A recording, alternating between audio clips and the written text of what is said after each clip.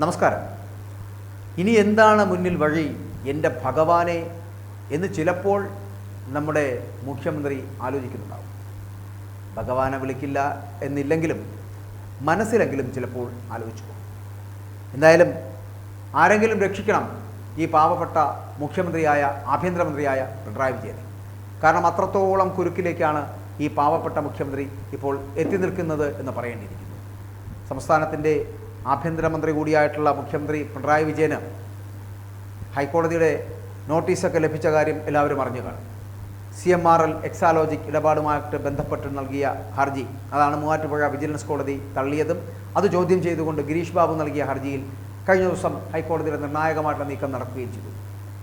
Mathew Kuzhalnadan MLA ഹൈക്കോടതിയെ ഇതുമായിട്ട് ബന്ധപ്പെട്ട് സമീപിക്കുകയും ചെയ്തു. ഇരുവരുടെയും മുഖ്യമന്ത്രിക്കും മകൾക്കും ഹൈക്കോടതി എന്ത് വെച്ചാൽ ഇപ്പോൾ നോട്ടീസ് അയക്കുകയും ചെയ്തു. മാസപ്പടി ഇടപാടിൽ അന്വേഷണത്തിന് ഉത്തരവിടാൻ തെളിവില്ലെന്ന് വിജിലൻസ് കോടതി തള്ളിയ ഹർജി, ആ ഹർജിയിലാണ് ഹൈക്കോടതിയുടെ ഇടപെടലുണ്ടായത്.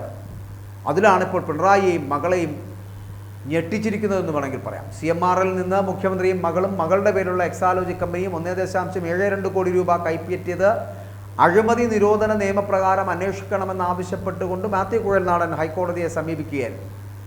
ഹൈക്കോടതി വിജിലൻസ് അന്വേഷണത്തിന് ഉത്തരവിട്ടാൽ പിണറായി വിജയന് ആഭ്യന്തരം തന്നെ ഒഴിയേണ്ടി വരുമെന്നാണ് ഇപ്പോൾ വരുന്ന സൂചനകൾ പോലും. CPM മുഖ്യമന്ത്രിയോട് ആഭ്യന്തരം ഒഴിയാൻ ആവശ്യപ്പെട്ടിട്ടുണ്ട്. മുഖ്യമന്ത്രി ഉൾപ്പെടുന്ന വിജിലൻസ് കേസ് അന്വേഷിക്കേണ്ടി വരുമ്പോൾ അതിൻ്റെ തലപ്പത്ത് മുഖ്യമന്ത്രി ഇരിക്കുന്നത് അനൗചിത്യമാണ് എന്നറിയാം. അന്വേഷണത്തിൻ്റെ സത്യസന്ധതയെ ചോദ്യം ചെയ്യുന്ന നടപടിയാണ് അത് എന്നത്. അതുകൊണ്ട് തന്നെ മുഖ്യമന്ത്രി ആഭ്യന്തര വകുപ്പ് ഒഴിയേണ്ട സാഹചര്യമാണ് ഉണ്ടാകുന്നത് എന്നാണ് രാഷ്ട്രീയ നിരീക്ഷകരടക്കം പറയുന്നത്. തൻ്റെ ഹർജി വിജിലൻസ് കോടതി വിശദമായി പരിശോധിച്ചില്ല എന്നാണ് മാത്യു കുഴൽനാടൻ ഹൈക്കോടതിയിൽ ചൂണ്ടിക്കാണിച്ചത്. ഇല്ലാത്ത സേവനങ്ങളുടെ പേരിൽ CMRL നിന്ന് വീണയുടെ കമ്പനി 1.72 കോടി രൂപ പറ്റിയെന്ന് അല്ലെങ്കിൽ കൈപ്പറ്റിയെന്ന് ആദായ നികുതി വകുപ്പിൻ്റെ അന്വേഷണത്തിൽ കണ്ടെത്തുകയും ചെയ്തു.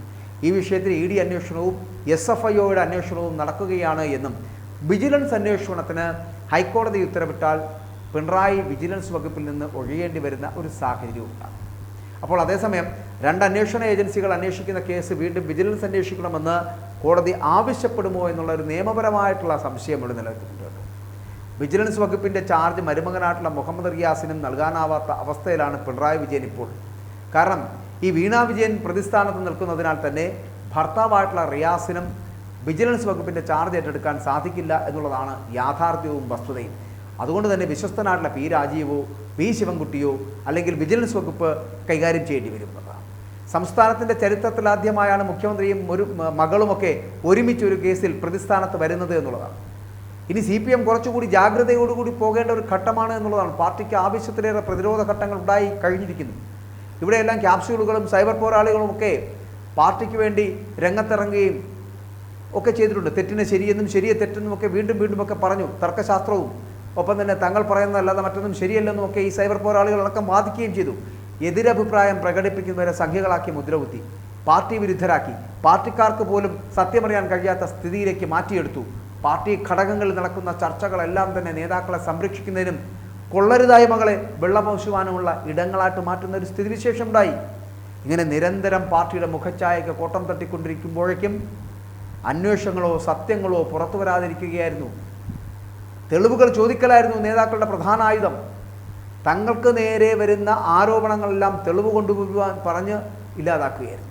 ഇപ്പോഴിതാ ഹൈക്കോടതി നോട്ടീസ് അച്ഛനും മകൾക്കും അയച്ചിരിക്കുന്നു. അവർക്ക് കിട്ടുകയും ചെയ്തു, കൈപ്പറ്റിയിരിക്കുന്നു. ഇനി എന്താണ് ചെയ്യേണ്ടതെന്ന് പാർട്ടി പറയുമോ? അതോ പാർട്ടിയോട് ഇനി ഇങ്ങനെ ചെയ്താൽ മതിയെന്ന് മുഖ്യമന്ത്രി പറയുമോ? ഇതൊക്കെയാണ് നമുക്കറിയാനുള്ളത്. ഒരു കാര്യം ഉറപ്പാണ്, പാർട്ടി അണികളിൽ ബഹുഭൂരിപക്ഷവും ഈ തിരിച്ചടി പ്രതീക്ഷിച്ചിരുന്നു. അതെപ്പോഴാണ് എന്നതിലെ സംശയമുണ്ടായിരുന്നുള്ളൂ. ഹർജിക്കാരനായിട്ടുള്ള ഗിരീഷ് ബാബുവിൻ്റെ മരണത്തെ തുടർന്നാണ് കേസിൽ കോടതി അമിക്കസ് ക്യൂറിയെ നിയമിച്ചത്. കരിമണൽ കമ്പനിയിൽ നിന്നും പണം കൈപ്പറ്റിയതിൽ മുഖ്യമന്ത്രി പിണറായി വിജയൻ, മകൾ വീണ, രമേശ് ചെന്നിത്തല, കുഞ്ഞാലിക്കുട്ടി എന്നിവരടക്കമുള്ളവർ അവർക്കെതിരെ വിജിലൻസ് അന്വേഷണം വേണമെന്ന് ഹർജിയിൽ ആവശ്യമുണ്ടായിരുന്നു. 2023 ഓഗസ്റ്റ് 9 പിണറായി വിജയൻ്റെ മകൾ വീണയ്ക്ക് സ്വകാര്യ കമ്പനി 1.72 കോടി രൂപ നിയമവിരുദ്ധമെന്ന് ആദായ നികുതി തർക്കപരിഹാര ബോർഡ് കണ്ടെത്തുകയും ചെയ്തത്. രമേശ് ചെന്നിത്തല, കുഞ്ഞാലിക്കുട്ടി അടക്കം നേതാക്കളും CMRL നിന്നും പണം കൈപ്പറ്റി എന്നുള്ള കണ്ടെത്തലുകൾ അടക്കമുണ്ട്. ഇവിടെ മുഖ്യമന്ത്രിയുടെ മകൾക്കെതിരായിട്ടുള്ള മാസപ്പടി വിവാദം നിയമസഭയിൽ ഉന്നയിക്കാനായിരുന്നു കോൺഗ്രസ് MLA ആയിട്ടുള്ള മാത്യു കുഴൽനാടൻ നീക്കം. എന്നാൽ ഇത് ഭരണപക്ഷവും സ്പീക്കർ AM ഷംസീറും ചേർന്ന് തടയുകയുണ്ടായി. പ്രതിപക്ഷത്തിൻ്റെയും പിന്തുണ അന്ന് ലഭിച്ചില്ല എന്നുള്ളതാണ്. മാത്യുവിൻ്റെ പ്രസംഗം സഭാരേഖകളിൽ നിന്ന് നീക്കം ചെയ്യുകയും ചെയ്തു. മാധ്യമങ്ങൾ റിപ്പോർട്ട് ചെയ്യരുത് എന്ന് സ്പീക്കർ ആവശ്യപ്പെടുകയും ചെയ്തു. ഇതിനുശേഷം 2023 ഓഗസ്റ്റ് മാസം 14 മുഖ്യമന്ത്രി പിണറായി വിജയൻ, വീണ, രമേശ് ചെന്നിത്തല എന്നിവരുൾപ്പെടെ 12 പേർക്കെതിരെ അഴിമതി നിരോധന നിയമപ്രകാരം അന്വേഷണം ആവശ്യപ്പെട്ട് കളമശ്ശേരി സ്വദേശിയായിട്ടുള്ള ഗിരീഷ് ബാബു വിജിലൻസിന് പരാതി നൽകുന്നു. എന്നാൽ ഓഗസ്റ്റ് 27 ഗിരീഷ് ബാബുവിൻ്റെ പരാതി വിജിലൻസ് കോടതി തള്ളുന്നു. പിന്നാലെ ഹർജി തള്ളിയതിനെതിരെ ഹൈക്കോടതിയിൽ ഗിരീഷ് ബാബു റിവിഷൻ പെറ്റീഷൻ സമർപ്പിക്കുന്നു. ഇവിടെ പരാതിക്കാരനായിട്ടുള്ള ഗിരീഷ് ബാബു മരണപ്പെട്ടതോടെ ഹർജിയുമായി മുന്നോട്ട് പോകാൻ കുടുംബത്തിന് താല്പര്യമില്ല എന്ന് ഗിരീഷിൻ്റെ അഭിഭാഷകൻ ഹൈക്കോടതിയെ അറിയിക്കുന്നു. ഇതോടെ വിജിലൻസ് അന്വേഷണം ആവശ്യപ്പെടുന്ന ഹർജിയിൽ ഹൈക്കോടതി അമിക്കസ് ക്യൂറിയെ നിയമിക്കുന്നതായിരുന്നു പിന്നെ കണ്ടത്.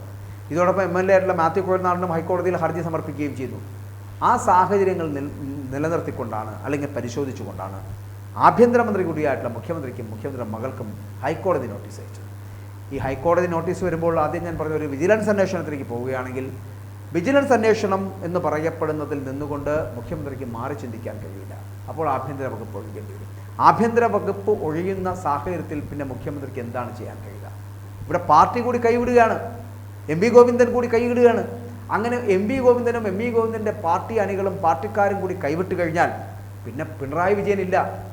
ആഭ്യന്തര വകുപ്പ് കൂടി രാജിവെച്ച് കഴിഞ്ഞാൽ മുഖ്യമന്ത്രി പിന്നെ ഒന്നിനും കൊള്ളില്ല, മുഖ്യമന്ത്രി പദം മാത്രമായി മാറും. അങ്ങനെ ആ മുഖ്യമന്ത്രി പദവി കൂടി മാറ്റിക്കഴിഞ്ഞാൽ പിണറായി വിജയൻ പിന്നെ ഇവിടെ നിന്ന് തിരികെ കണ്ണൂരിലേക്ക് യാത്രയായാൽ മതി. ഇത് അവസാനത്തെ മുഖ്യമന്ത്രി പദമാണ് പിണറായി വിജയന്. ചിലപ്പോൾ കമ്മ്യൂണിസ്റ്റ് പ്രസ്ഥാനത്തിൻ്റെയും CPM-ൻ്റെയും അവസാനത്തെ മുഖ്യമന്ത്രി പിണറായി വിജയനായിരിക്കും.